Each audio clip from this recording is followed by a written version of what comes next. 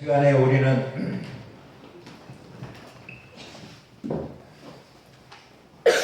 유대인들이 예수님께서 초막절을 당해 예루살렘에 올라가가지고 유대인들과 많은 이야기들을 하고, 또 유대 종교 지도자들은 예수님을 찾기 위해서 하석들을 보내기도 하고 했던 일들을 우리들이 살펴보았습니다. 특별히 오늘은 37절에 보니까 초막절에 그렇게 이야기를 하고 있어요. 그러죠? 37절에 보면 명절 끝날 곧 큰 날에 이렇게 이야기를 하고 있습니다. 여기서 명절은 초막절을 말하고, 끝날이라는 말은 이제 여러 날 동안 이 초막절을 지냈다고 하는 사실을 우리가 알 수가 있습니다. 지난 시간에도 말씀을 드렸던 대로 유대인들은 초막절을 8일 동안, 처음에는 7일 동안 지내다가 그 후에 8일 동안 지내게 됐는데, 우리야 부활절이니 성령 강림절이니 추수감사절이니 해도 주일날 하루 지내고 말지 않아요.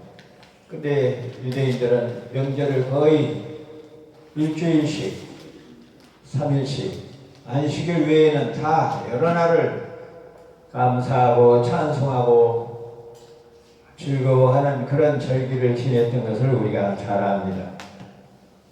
여기에 37절에 명절 끝날 곧 큰날, 끝날이라고 하면 이제 제8일이 되겠죠. 7일 동안 지내고 마지막 날 8일을 왜 또 큰날이라고 하는가?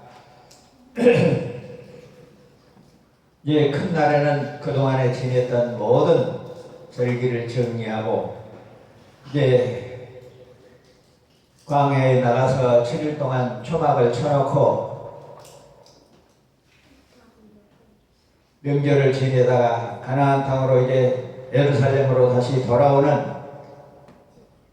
그런 날인데, 제7일 후에는 제8일이라 그날을 큰 날로 이야기하고 있는 것은 예수 그리스도의 부활의 날을 염두에 두고 사용하고 있는 단어입니다. 또 예수 그리스도께서 이날 자신이 누군가 생수라고 하는 사실을 선언하고, 이 생수를 마시는 자들은 영원토록 그 뱃속에서 생수가 흘러나올 것이라고 이야기하는 그날입니다. 자, 어떻든 간에 이스라엘 백성들은 7일 동안에 날마다 쉬지 않고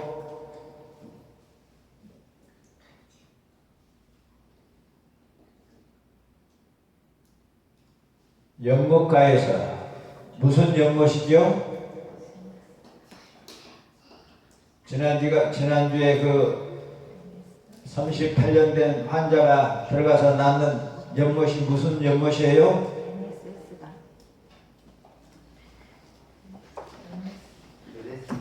예?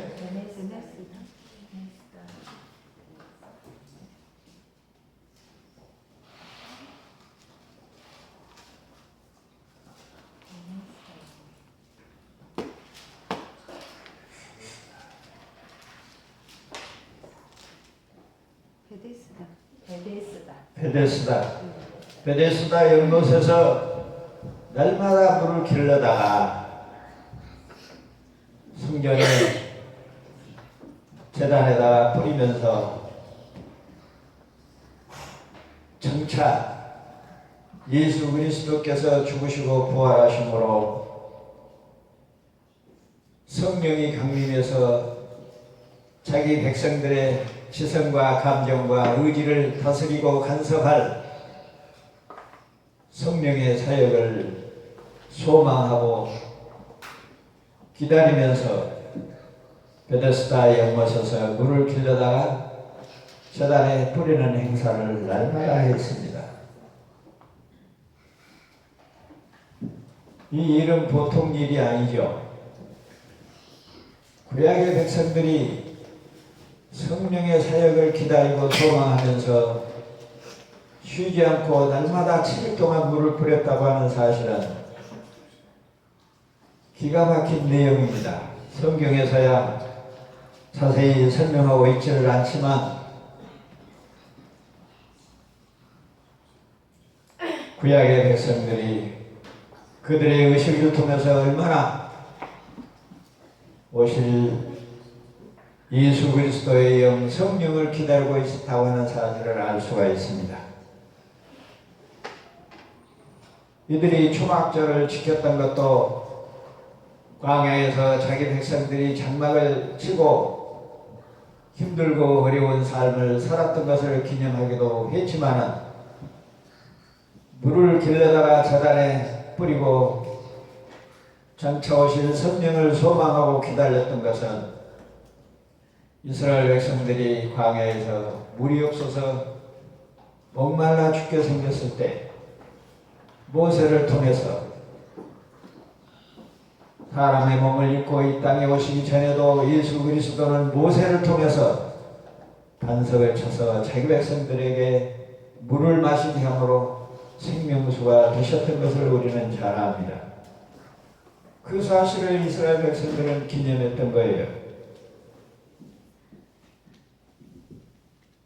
모세를 통해서 역사하신 예수 그리스도 생수를 장차 오실 예수 그리스도의 생수를 소망하면서 기다리면서 그런 날마다 물을 연못에서 가져다가 저단에 뿌렸다고 하는 사실을 우리들이 이 초막절에서 기억을 해야 할 내용입니다. 그리고 이들은 장차 올 예수 그리스도 주님을 향하여 완전한 하나님의 나라가 이룰 것을 구체적으로는 그들이 알지 못했다 할지라도 그들의 의식 속에는 그런 내용도 담겨져 있었다고 하는 사실을 우리가 알아야 됩니다. 그들은 장차 올 성령의 역사, 그리스도의 영의 역사를 소망하고 기다리는 것으로 하나님의 나라가 완성될 줄로 생각했을지도 모릅니다. 왜냐하면 그때는 아직 은혜가 우리처럼 충분하지 못한 시대였기 때문에. 그러나 우리가 신약시대에 장막절을 지키는 것은 지금 우리나라는 지금 추수감사절로 장막절을 대신하고 있는데 이 장막절, 초막절을 지키는 것은 이제 우리가 소망하고 기다린 것은 예수 그리스도의 재림의 날, 신천 신지를 소망하는 그런 의식으로 드려져야 될 것입니다. 어떻든 간에 이 날에 초막절의 마지막 날에 큰 날에 예수 그리스도의 날에 예수님이 말씀하시기 시작합니다. 뭐라고 말씀하세요? 자, 37절과 38절을 다 같이 한번 큰 소리로 읽어봅시다.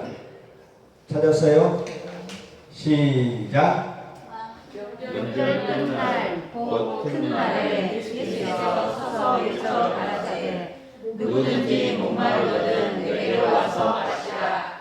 나를 믿는 자는 성경의 이름과 같이 그 배에서 생수의 강이 흘러가리라 하시니 누구든지 목마르거든 내게로 와서 마셔라.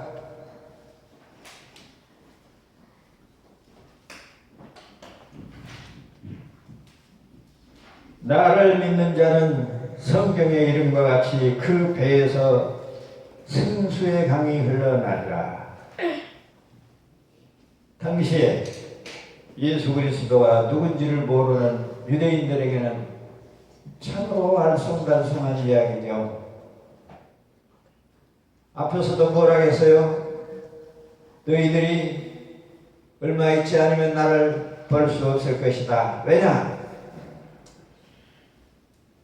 너희가 올 수 없는 곳으로 내가 떠날 것이기 때문이다 라고 말을 했을 때 그 말을 알아먹지 못하고 저 사람이 지금 헬라인을 가리키러 갈란갑다. 그때 당시 헬라인은 어떤 사람들이었다고 했어요? 여호와 하나님을 알지 못하는 이방인, 개 같은 사람들, 버림받은 사람들. 그러니까 헬라인들을 가르치러 갈란갑다. 그 말은 예수님을 비하하는 이야기죠. 유대인들로서는 사람 취급도 하지 않고 이미 버려진 자들로, 하나님하고는 무관한 자들로 그렇게 여기고 있는데 그들을 가리키려고 한다는 것은 그보다 어리석은 일이 없죠. 그러죠? 그토록 먹을 것 때문에 인산인해를 이루며 따라다녔던 유대인들도 어려운 말이 나오니까 이 도가 심히 어렵도다 하고 그를 의심하고 받아들이지를 못했어요. 그런데 오늘 여기에 보니까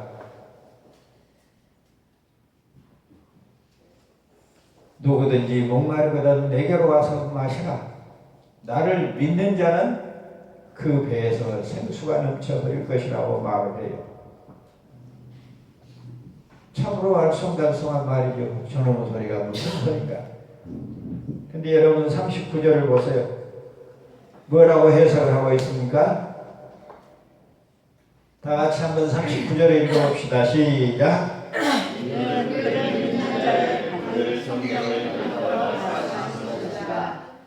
예수께서 아직 영광을 받지 못하심으로 성령이 아직 저희에게 계시지 않으셨다.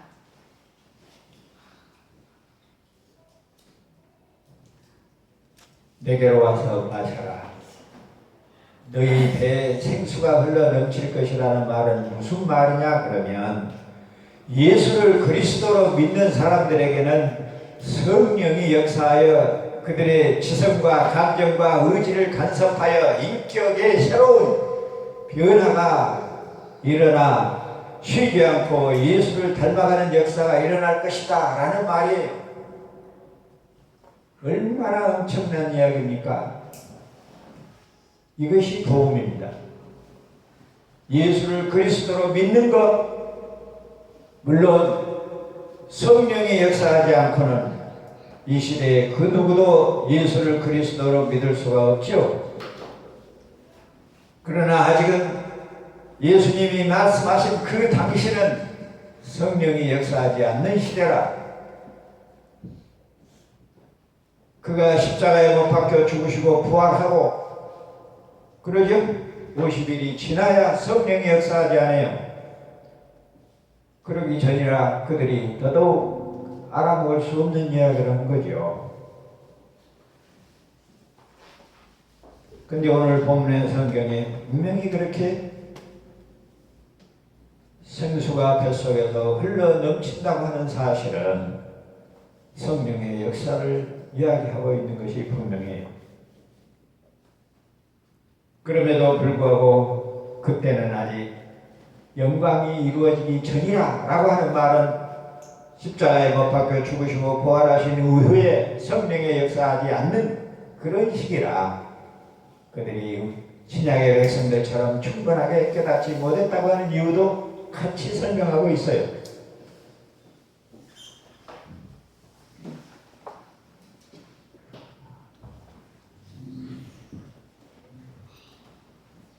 (30) 40절을 한번 봅시다. 이 말씀을 들은 무리 중에 혹은 이가 참으로 선지자가 41절에 보니까 혹은 그리스도다. 어떤 이들은 그리스도가 어찌 갈릴리에서 나오게 되냐. 42절에 보니까 성경에 이르기를 그리스도는 다윗의 씨로 또 다윗이 살던 촌 베들레헴에서 나오리라 하지 아니하였느냐. 43절에 보니까 예수를 인하여 무리 중에 쟁론이 되니 44절에 보니까 그 중에 그를 잡고자 하는 자들도 있으나 손을 대는 자가 없더라. 결국은 40절로 44절에 이르되 보면은 두 무리가 나타나고 있어요. 하나는 예수 그리스도를 메시아로 보는 사람도 없었지만은 그래도 그들이 긍정적인 수긍을 하는 파들은 하나님이 보내신 선지자가 아니냐. 지금까지 우리들이 대하는 사람과는 조금 다르지 않느냐. 그런데 어떤 사람들은 우리가 저 사람의 출신 성분을 아는데 갈릴리 나사렛에서 요셉과 마리아 사이에서 태어난 사람 아니냐. 최소한도로 우리의 메시아가 되려면 어디에서 와야 돼요? 다윗 왕의 혈통을 통해서 베들레헴에서 나온다고 구약의 선지자들이 예언했지 않느냐. 이렇게 하면서 요즘 정치인들 지방색을 이야기하는 거하고 똑같은 이야기를 하는 거예요. 지방색이 여기서 나온 거예요. 우리나라 정치인들이 영리하기는 해요. 그런 걸 보면 성경을 읽었든지 안 읽었든지는 모르겠는데, 아니면 이 지방색을 띠고 있었던 이 사상과 이 사탄의 역사가 지방색을 이용하는 이 정치인들에게도 함께 했다고 봐야죠. 앞에서도 그랬죠. 예수님이 너희들이 큰 모양만 보고 판단하지 말으라고 그랬어.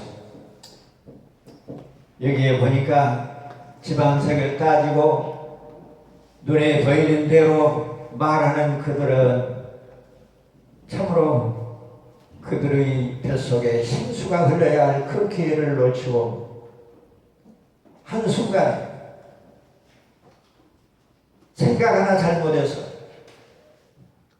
물론 우리들이 은혜가 임해야 가능한 일이지만은 은혜가 임하지 못하는 자들에게 나타나는 현상을 우리들이 여기서 봐야 됩니다. 예나 지금이나 앞으로도 은혜가 임하는 자들에게 나타나는 말과 행동이 어떤 것인지를 우리들이 잘 알아야 돼요.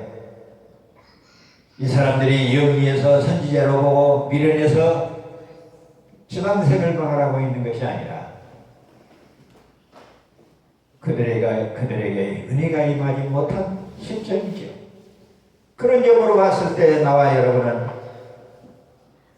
얼마나 참으로 다행하고 다행한 일인지, 나와 여러분 같은 죄인들이 은혜를 입어서 예수를 그리스도로 믿게 되고 성령이 우리 배 안에 생수처럼 흘러난다는 말은 우리의 지성과 감정과 의지를 간섭하고 인도하고 보호해서 그리스도를 닮아가고 승리하는 삶을 살 수 있도록 이 모든 것이 은혜로만 가능한 일이다.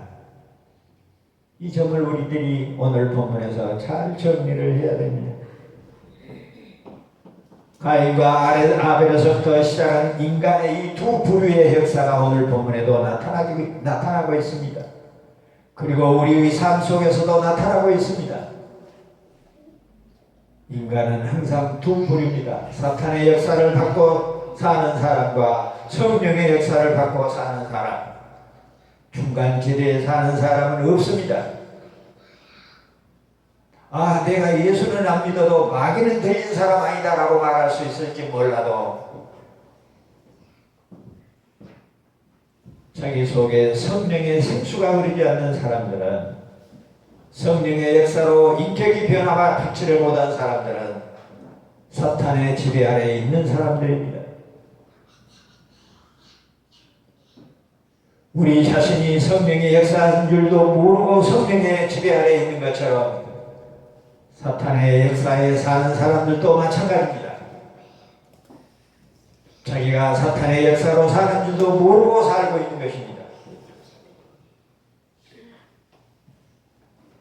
그 와중에 유대의 지도자들은 예수 그리스도를 잡아오라고 하고 사람들을 보냈어요.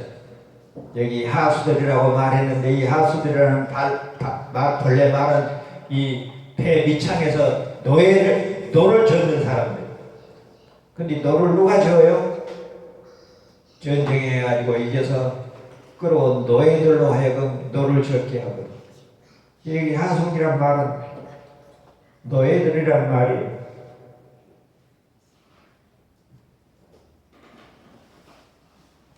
근데 그들이 손을 대지 못해요.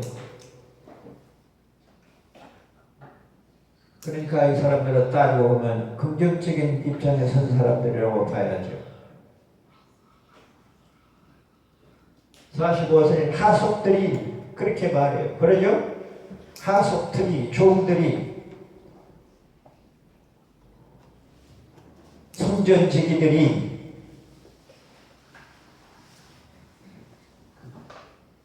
대제사장과 바리새인들에게 갔어요. 대제사장과 바리새인들이 물어봐요. 그를 잡아왔느냐? 45절에 그렇게 말하고 있죠. 그런데 46절에 하석들이 뭐라고 대답을 해요? 그 사람이 말하는 것처럼 지금까지 말한 사람을 보지를 못했습니다. 그가 하는 말이 보통 사람과 하는 말이 다르다는 것을 잡으러 왔던 사람들이 안 거예요. 그래서 잡아올 수가 없었다는 이야기죠. 그러니 바리새인들이 뭐라고 말을 해요? 너희들도 미혹이 되었느냐?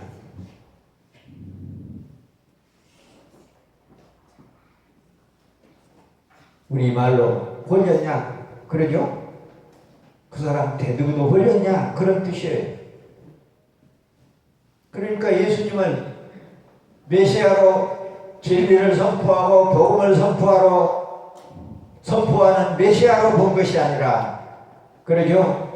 백성들을 혹세 무민하는 그러한 탈취범으로 예수님을 보고 있는 거예요. 그래서 예수를 그리스도로 믿는 사람들은 자기의 구세주로, 생명의 인도자로, 자기를 복주실 자로, 영생을 인도할 자로, 자기의 생사화복을 주관할 자로 그렇게 믿고 따르고 의지하지만은 예수를 그리스도로 믿지 못하는 세상 사람들은 우습게 알죠. 그러죠? 하나님이 어디 있으면 내나가.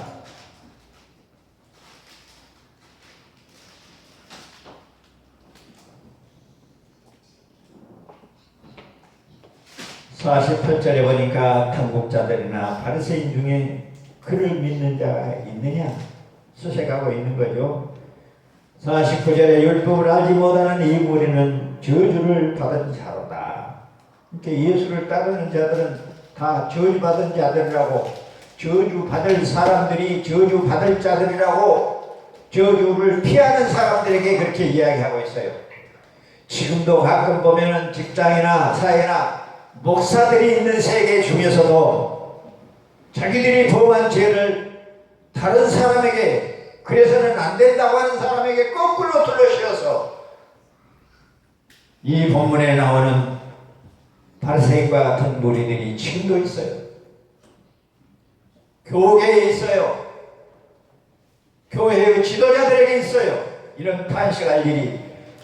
여기도 지금 누구예요? 대제사장과 바리새인들의 유대 종교 지도자들이라고 해요. 지금도 이 모습은 그대로 나타나고 있습니다. 앞으로도 계속해서 이 모습들은 나타날 거예요. 이것이 바로 아까 우리 예배 시작하기 전에 불렀던 참과 거짓의 싸움은 주님 오실 때까지 계속될 것이기 때문입니다.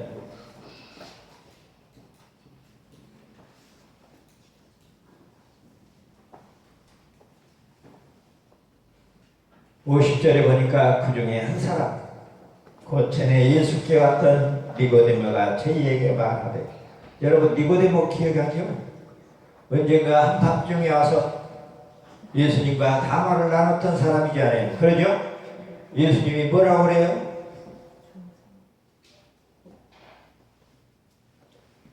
니고데모가 뭐라고 물어봅니까? 어떻게 해야 구원을 받을 수 있냐고 물어보니까 예수님이 거듭난다고 말을 해요. 거듭나야 한다고 말하니까 이 몸이 지금 어머니 뱃속으로 다시 들어갔다 나오란 말인가. 예수님이 쑥 설명을 하죠. 성령으로 거듭난 자, 예수를 그리스도로 메시아를 영접하는 자, 그가 곧 거듭날 수 있는 사람이라고. 물론 그 대목에서는 니고데모가 어떻게 되었다고 하는 자세한 내용은 설명되어 있지 않고 생략되어 있지만, 오늘 본문에 보니까 니고데모는 확실하게 예수를 그리스도로 영접하고 있다고 하는 사실이 구체적으로 기록되어 있지는 않아도 예수님을 변호하고 예수님을 메시아로 인정하는 사람 중에 한 사람으로 우리가 짐작할 수 있는 그런 실정으로 51절에 보니까 우리 율법은 사람의 말을 듣고 그 행한 것을 알기 전에 판결하느냐. 사내들인 공회에서 지금 예수 그리스도를 데려다가 말을 듣고 왜 그런 짓을 하냐 마냐 하는 판결이 있었던 것이 아니지 않아요. 아직까지 판결이 나기도 전에 죄인 취급을 하고 죽이려고 하고 잡아오라고 하고 하는 것이 문제가 있다는 이야기죠. 니고데모의 이야기로는 그러죠. 이런 일들도 오늘 교회나 노예나 총회 안에 이루어지고 있어요. 아직 죄인이 확정되지 않았는데도 불구하고 죄인 취급을 하고 발언을 못하게 하고 총대를 못 가게 하고 이런 어처구니 없는 일들이 벌어지고 있어요. 세상 법정에서도 1심, 2심에서 죄인으로 판정이 되어도 대법원에 가서 제3 마지막 판결이 나기 전까지는 죄인 취급을 못하는 겁니다. 그런데 이런저런 눈에 거슬리는 일이 있다고 해서 그를 죄를 주라고 그를 판결을 하라고 너의 서기한테 서류를 내놓은 것이 그것이 죄인입니까? 이런 일들을 오늘날 교회 안에서 자행하고 있어요. 그러니 아까 말씀드렸던 것처럼 사탄의 교회는 지금도 쉬지 않고 계속되고 있으며 성령의 역사를 거부하고 거절하는 일들이 계속되고 있습니다. 앞으로도 계속될 겁니다. 그들이 준비하고 그들에게 있을 일은 무엇뿐이에요? 사망과 멸망뿐이에요. 참으로 안타까운 일이죠.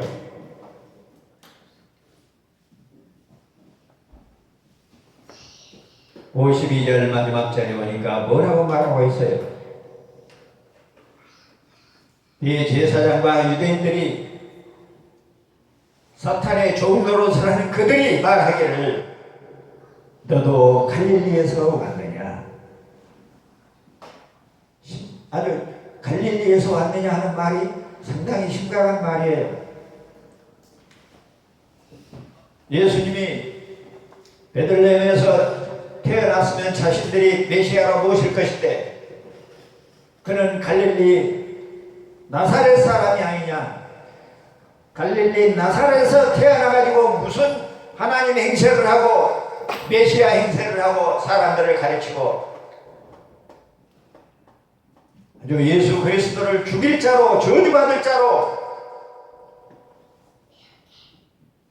그렇게 여기고 하석들을 보내서 잡아오라고 했는데 니고데모가 예수님 편에서 이야기를 하니까 너도 급해냐 그런 뜻이죠.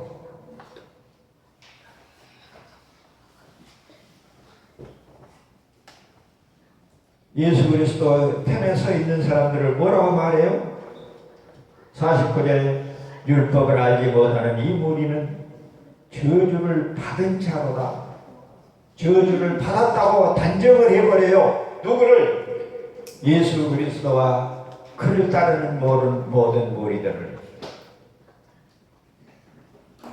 그러니까 여기 너도 갈릴리에서 왔느냐? 이렇게 하는 말은 뭐 말이요? 너도 이미 저주를 받은 자냐 그런 뜻이에요. 이 엄청난 내용들을 우리들이 잘 이해를 해야 돼요. 그래서 성경은 그 부분만 봐서는 안 되고 그 앞절과 그 뒷절의 문맥을 따라서 연결해서 이해를 하면 그 부분이 이렇게 자세하게 드러나도록 되어 있어요. 상고하여 보라. 생각을 해봐라. 갈릴리에서 선한 자가 나지 못하니라. 갈릴리는 어떤 사람들이 산다고 그랬어요? 요즘으로 말하면 죄 짓는 사람들이 도망가서 살고, 가난한 사람들이 부자 사람들, 갑질하는 사람들에게 밀려 사는 동네, 천민이 사는 동네, 별 볼 일이 없는 사람들이 사는 동네,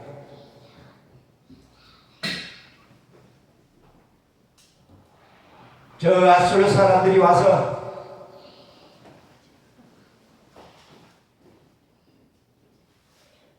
영육간에 다 버려버리고 가는 사람, 호내라가 되는 사람들, 그런 세계 사람들, 헬라인과 똑같은 사람들, 그곳에서 무슨 선한 사람이 나겠느냐, 이런 뜻이에요 지금. 그러니 지금 니고데모도 사실상 사내들인 공회원이었잖아요. 요즘으로 말하면 같은 국회의원이요.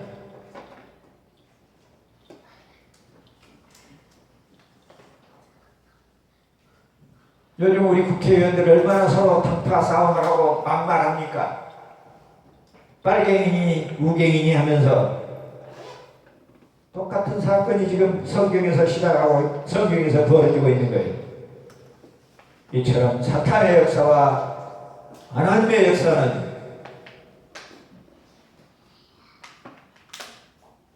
뱀을 통해서 하와를 유혹할 때부터 시작해가지고 쉬지 않고 계속되어 지금도 교회 안에 그 일이 벌어지고 있고, 총회나 노예나 시설 안에 벌어지고 있고, 사실은 내 안에서도 그 일이 계속되고 있고, 얼마나 깨어서 주님의 은혜를 사모해야 할 그런 시기고 그래야 되는지를 오늘 본문을 통해서 우리에게 너무나도 자세히 설명해 주고 있습니다. 사랑하는 연합교회 성도 여러분,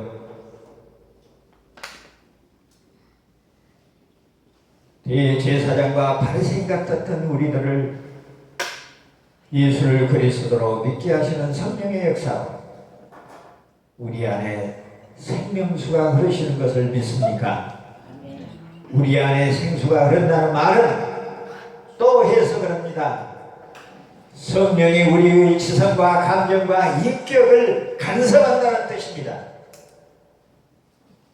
아주 중요한 대목을 제가 요약해서 지금 설명을 드립니다. 본문에도 어떤 자료에도 없고 우리의 구속의 역사에서 소개했던 내용입니다. 생수의 강이 흐른다는 말이 무슨 말이에요?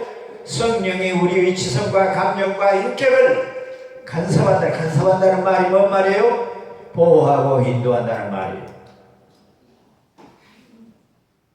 그래서 내 중심으로 살았던, 인간 중심으로 살았던 우리들을 나를 위하여 생각하고 나를 위하여 느끼고 나를 위하여 결단했던 지성과 감정과 의지를 하나님 중심으로 사람들을 위해서, 타인을 위해서, 나를 위해서가 아니라 하나님 나라와 교회를 위해서 생각하고 느끼고 결단하도록 성령이 역사하신다는 사실을 오늘 본문에서 네 배에 생수가 흐를 것이라고 말씀하고 있습니다. 이 은혜가 광주연합의 모든 성도들 뿐만 아니라 특히 오늘날 한국교회 목사님들에게 이 은혜가 임하기를 성부와 성자와 성령의 이름으로 축원합니다. 기도하겠습니다.